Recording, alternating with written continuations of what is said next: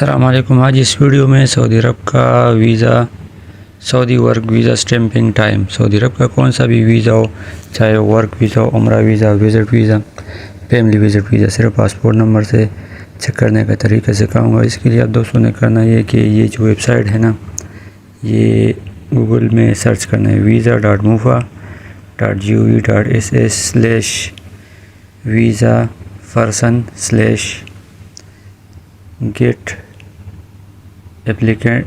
applicant data.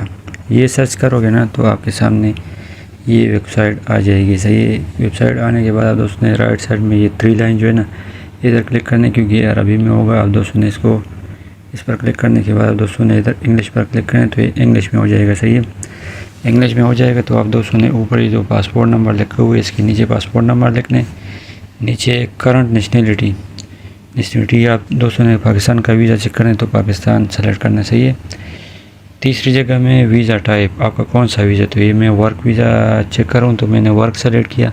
اگر آپ کا عمرہ ویزا، وزٹ ویزا تو آپ وہ سلیکٹ کرنا ہے۔ صحیح ہے، پھر آپ دوستوں سے پوچھا جا رہا ہے ویزا ایشوڈ اتھارٹی، آپ دوستوں نے یہ ویزا کون سے سٹی، کون سے ایمبیسی میں بھیجے ہوئے، کون سے سٹی میں، تو پاکستان میں تو 2 جگہ میں ہوتے، اسلام آباد اور کراچی، تو میں نے اسلام آباد سلیکٹ کیا کہ ویزا اسلام آباد میں گیا ہوئے۔ صحیح ہے، پھر یہ نیچے جو ہے نا ایم ایچ کوڈ میں یہ ہر بار جو ہے نا الگ آتا ہے۔